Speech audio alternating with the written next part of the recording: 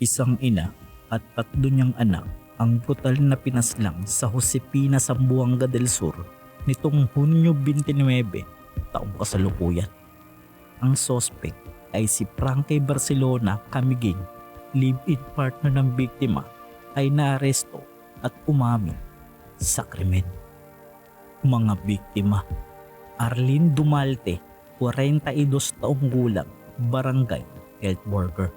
Nashley, 16 taong gulang, grade 10 student. Enid, 14 na taong gulang, grade 8 student. At si Arnel, 11 taong gulang, grade 6 student. Lugar: Purok 5, Barangay Lipatan, Josefina, Zamboanga del Sur. Petsa ng pagkakadiskubre: Hunyo 29, taong kasalukuyan.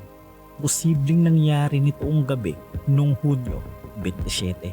Paraan: natagpuan ang mga bangkay na may saksak sa magkakahiwalay na kwarto. Suspect: pangalan, Frankie Barcelona Camiguin, 23 taong gulang. Relasyon sa biktima: live-in partner ni Arlene Dumalte. Pag-amin: inamin ang pagpaslang matapos ang mainit na pagtatalo. Hindi pinaliwanag kung bakit pinaslang pati ang mga bata. Kasong pinaharap: 4 na bilang ng murder. May dati ng warrant of arrest para sa qualified tip at tip. Investigasyon: pagkadiskubre, napansin ng barangay councilor ang kamay na nakalabas sa sirang bahagi ng pader ng bahay.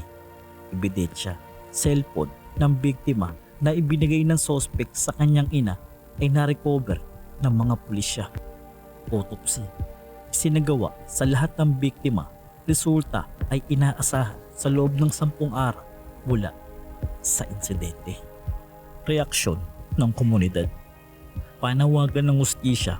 Ang mga kaanak at kapitbahay nananawagan ng agarang hustisya para sa karumal-dumal na krimen. Aksyon ng pulisya: patuloy ang investigasyon at tinitiyak ng Zamboanga del Sur Police Provincial Office na pananagutin ang suspect.